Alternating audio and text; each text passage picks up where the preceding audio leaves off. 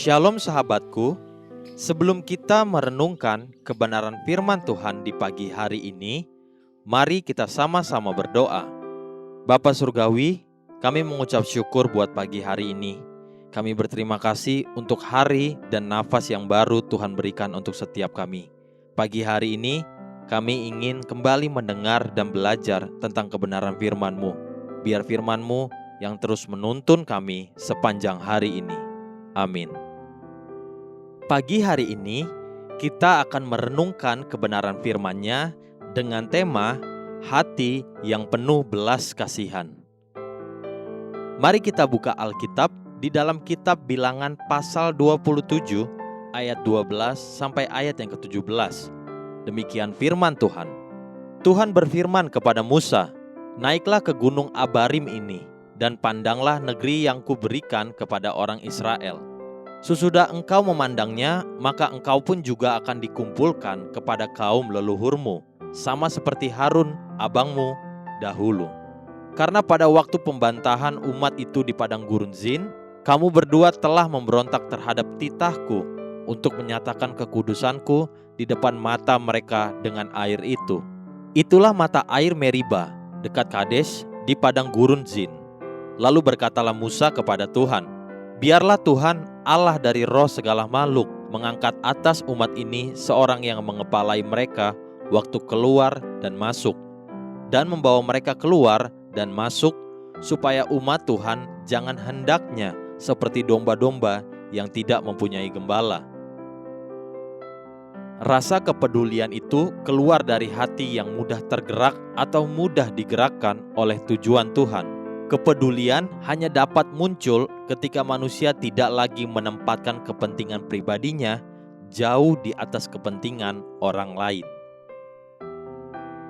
Di kaki pegunungan Abarim, Tuhan berkata kepada Musa, "Ajalmu akan segera tiba.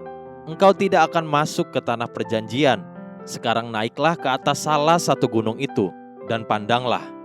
Itulah kesempatan terakhir hidup Musa. Kita tahu bahwa Musa bahkan sudah mencoba untuk memohon kepada Tuhan agar diizinkan masuk ke tanah perjanjian itu. Namun Tuhan berkata tidak.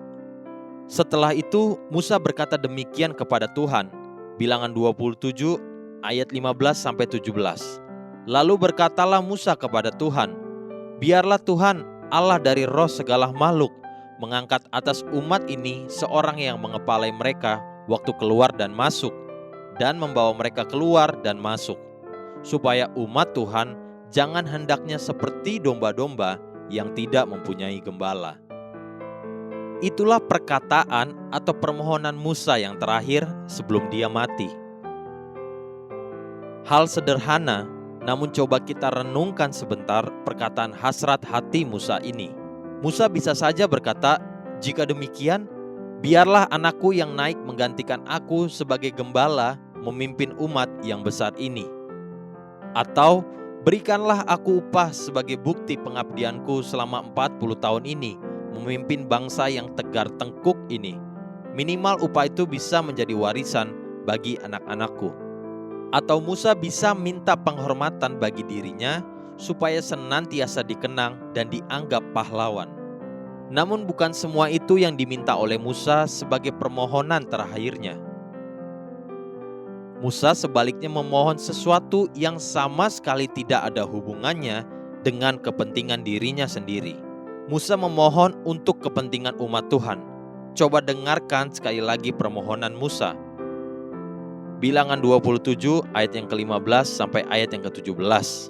Lalu berkatalah Musa kepada Tuhan, "Biarlah Tuhan Allah dari roh segala makhluk mengangkat atas umat ini seorang yang mengepalai mereka waktu keluar dan masuk, dan membawa mereka keluar dan masuk, supaya umat Tuhan jangan hendaknya seperti domba-domba yang tidak mempunyai gembala." Hati dan pikiran Musa dipenuhi oleh kepentingan bangsa itu, kepentingan orang lain, dan itulah juga yang menjadi kepentingan Tuhan. Inilah tanda yang paling sederhana dari apa yang menggerakkan langkah kaki Tuhan Yesus.